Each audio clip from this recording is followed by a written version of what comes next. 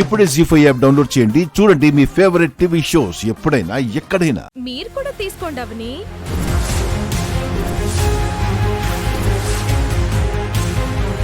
Hello, ఏంటలా షాక్లో ఉండిపోయారు? తీసుకోండి, హారతిచ్చేది మీకే. అవని, ఏమైంది? మీరు తీసుకోండి.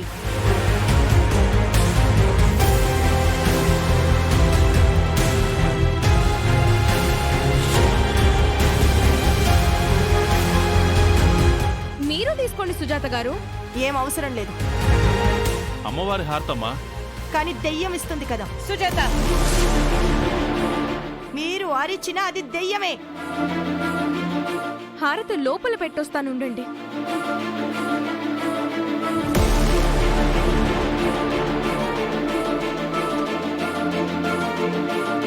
అమ్మ అన్నపూర్ణాదేవి, ఇంతకాలానికి నేను నీ గదిలో అడుగుపెట్టే భాగ్యం నాకు కలిగించావు.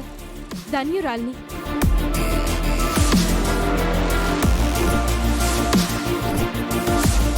ఇక నుంచి నేనే నీకు పూజలు చేస్తాను. దీపం నేనే వెలిగిస్తాను. హారతి అన్నీ నేనే చేస్తాను. నువ్వు నన్ను చల్లగా చూడు.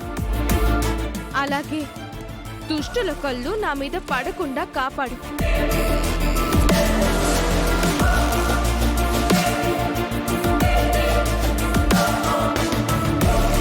అమ్మా, మా ఆవిడ వచ్చాం పూజ నీలాగే చేసి నీలాగే పాట పాడింది కదా. అవును కృష్ణ.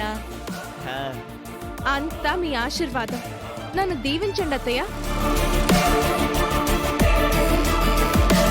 శీఘ్రమేవ సంతాన ప్రాప్తిరస్తు.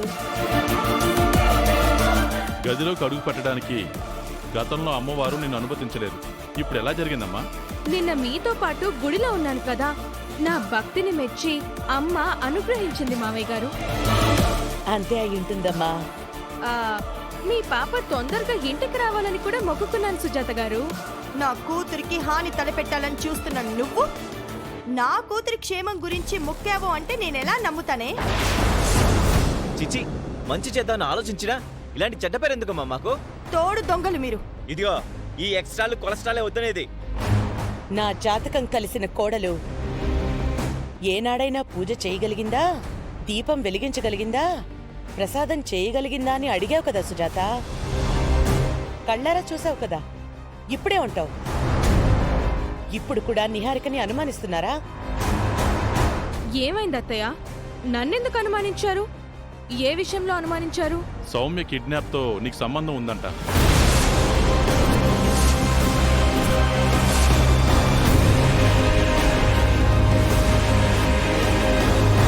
కిడ్నాపర్సు నీతో ఫోన్లో మాట్లాడటం సౌమ్య చూసిందంటమ్మా.